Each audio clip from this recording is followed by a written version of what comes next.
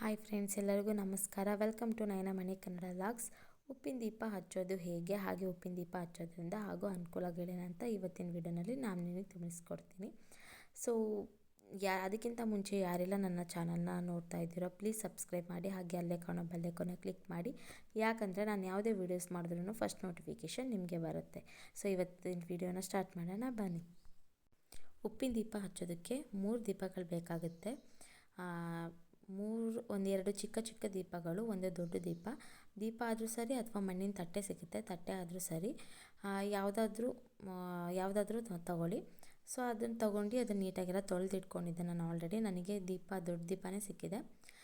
ಅದನ್ನೆಲ್ಲ ನೀಟಾಗಿ ತೊಳೆದಿಟ್ಕೊಂಡು ನಾನು ಇವಾಗ ಅದಕ್ಕೆ ಸುತ್ತಲೂ ಅರಿಶಿನ ಹಚ್ಕೊತಾ ಇದ್ದೀನಿ. ಹಿಂದೆ ಮುಂದೆ ಎಲ್ಲ ನೀಟಾಗಿ ಅರಿಶಿನ ಹಚ್ಕೊತಾ ಇದ್ದೀನಿ. ಅರಿಶಿನ ಹಚ್ಚಿ ಅದಕ್ಕೆ ಕುಂಕುಮನ ಹಚ್ಚಬೇಕಾಗುತ್ತೆ. ಮನುಷ್ಯ ಅಂದಮೇಲೆ ಸಮಸ್ಯೆ ಇರುತ್ತೆ. ಸೊ ಅದಕ್ಕೋಸ್ಕರ ಈ ಉಪ್ಪಿನ ದೀಪ ಹಚ್ಚೋದ್ರಿಂದ ನಿಮ್ಮ ಸಮಸ್ಯೆಗೆ ಪರಿಹಾರ ಸಿಗುತ್ತೆ.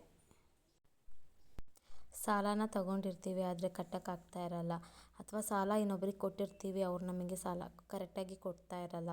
ಹಾಗೆ ನಾವು ದುಡಿತಾ ಇರ್ತೀವಿ ಆದರೆ ಆ ದುಡ್ಡು ನಮ್ಮ ಕೈಯಲ್ಲಿ ನಿಲ್ತಾ ಇರಲ್ಲ.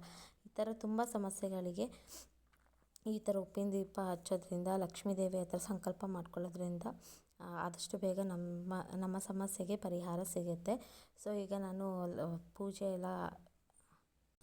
ಮಾಡೋದಕ್ಕೆ ಎಲ್ಲ ರೆಡಿ ಮಾಡ್ಕೊಂಡಿದ್ದೀನಿ. ಈಗ ದೀಪ ಹಚ್ತಾ ಇದ್ದೀನಿ.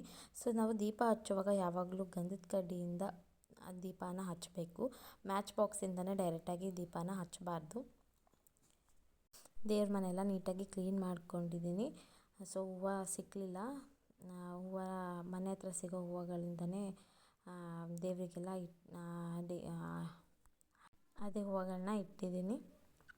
ಸೊ ಇವಾಗ ನಾನು ದೇವ್ರ ಹತ್ರ ನಾನು ಸಂಕಲ್ಪ ಮಾಡಿಕೊಂಡು ಪೂಜೆನ ಮಾಡ್ತಾಯಿದ್ದೀನಿ. ಸೊ ಈ ಥರ ಮಾಡೋದ್ರಿಂದ ನೆಗೆಟಿವಿಟಿ ತುಂಬ ಕಮ್ಮಿ ಆಗುತ್ತೆ. ಮನೇಲಿ ತುಂಬ ನೆಗೆಟಿವಿಟಿ ಏನಾದರೂ ಇದ್ದರೆ ಇದೆಲ್ಲ ಕಮ್ಮಿ ಆಗುತ್ತೆ. ಸೊ ಈ ಥರ ನಾನು 5 ಶುಕ್ರವಾರ ಈ ವ್ರತನ ಮಾಡ್ತೀನಿ. ಸೊ ನೀವು ನೋಡ್ತಾ ಇರ್ಬೋದು, ನಾನು ಗಂಧದ ಕಡ್ಡಿ ಹಚ್ಚಿ ಪೂಜೆನ ಮಾಡ್ತಾಯಿದ್ದೀನಿ.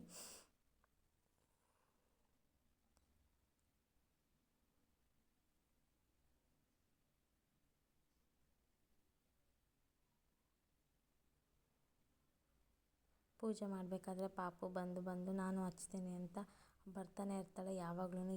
ಇವಾಗಂತಲ್ಲ, ನಾನು ಯಾವಾಗ ಪೂಜೆ ಮಾಡಿದ್ರೂ ಅವಳು ಬರ್ತಾನೆ ಇರ್ತಾಳೆ. ಅವ್ರು ಸ್ವಲ್ಪ ಡಿಸ್ಟರ್ಬೆನ್ಸ್ ಮಾಡ್ತಾಯಿದ್ಲು.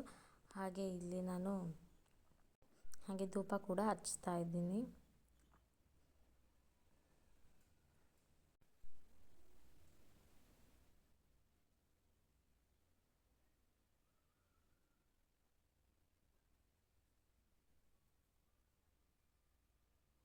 ನಮ್ಮ ಮನೆಯಲ್ಲಿ ಲಕ್ಷ್ಮೀ ದೇವಿ ಫೋಟೋ ಇಲ್ಲ.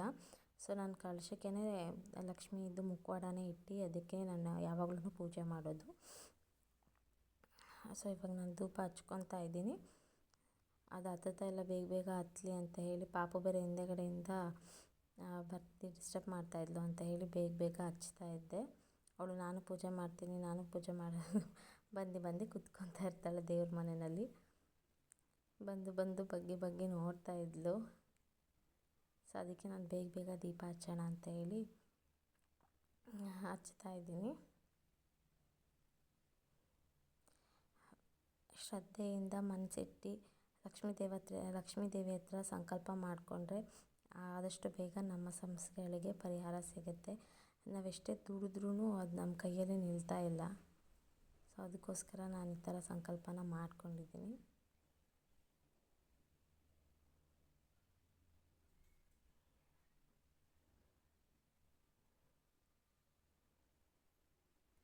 ಸೊ ಉಪ್ಪು ಹಾಕಿ ಅದ್ರ ಮೇಲೆ ಒಂದು ದೀಪ ಇಟ್ಟು, ದೀಪಕ್ಕೆ 2 ಬತ್ತಿನ ಇಡಬೇಕು. ಯಾವಾಗಲೂ 2 ಬತ್ತಿ ಇಟ್ಟು ಆ ಕಡೆ ಈ ಕಡೆ ಹೂವು ಇಟ್ಟು ಉಪ್ಪಿನ ದೀಪನ ಹಚ್ಚಿದ್ದೀನಿ. ಫೈನಲ್ ಆಗಿ ನಮ್ಮ ಈ ಥರ ಪೂಜೆ ಆಗಿದೆ. Thank you for watching. ಇದೇ ಥರ ವೀಡಿಯೋಸ್ಗಳಿಗಾಗಿ ನನ್ನ ಚಾನಲ್ನ ಸಬ್ಸ್ಕ್ರೈಬ್ ಮಾಡಿಕೊಡಿ, ಹಾಗೆ ಅಲ್ಲೇ ಕಾಣೋ ಬೆಲ್ಲೈಕನ್ನ ಕ್ಲಿಕ್ ಮಾಡಿ. ಯಾಕಂದರೆ ನಾನು ಯಾವುದೇ ವೀಡಿಯೋಸ್ ಮಾಡೋದ್ರೂ ಫಸ್ಟ್ ನೋಟಿಫಿಕೇಷನ್ ನಿಮಗೆ ಬರುತ್ತೆ.